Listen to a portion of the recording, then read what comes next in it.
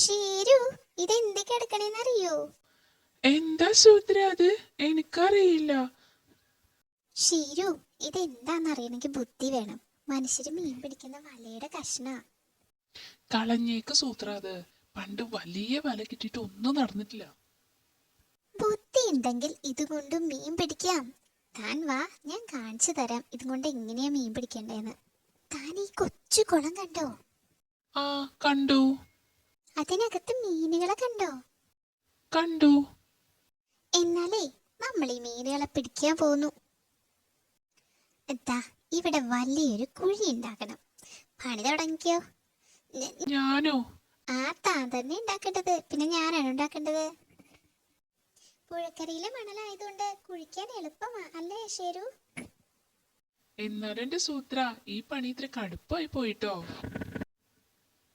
തളർന്നേ. ഉഫ്. ആ, മതി മതി, ഞാനിപ്പ വരാം. ഹൗ, മുളംകുഴൽ കിട്ടി. ഇനി ഈ മുളംകുഴലിന്റെ അറ്റത്ത് വല കെട്ടാം. ലോകത്തിൽ ഇന്നേ വരെ ഒരു കുറുക്കനും തോന്നാത്ത ബുദ്ധിയാ.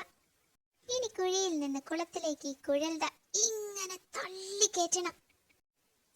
കുളത്തിലെ വെള്ളം ഇപ്പ വച്ചു. മീനൊക്കെ കുളത്തിൽ കിടക്കും. എന്റെ അമ്മേ, ഒടുക്കത്തെ ബുദ്ധിയാണല്ലോ.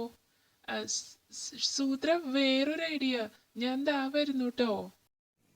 ഇവനിതെങ്ങോടെ പോണേ? ഹേ, വെള്ളത്തിന് ശക്തി കൂടിയോ? ശരോ, ശരോ, വെള്ളം വറ്റാറായില്ലേ ശരോ? സൂത്ര, ഒരു പണി ചെയ്തു ഞാനേ പുഴ തന്നെ ഇങ്ങോട്ട് അങ്ങോട്ട് തിരിച്ചു വിട്ടു. ഇനി പുഴയിലെ മീനും കിട്ടൂലോ സൂത്ര.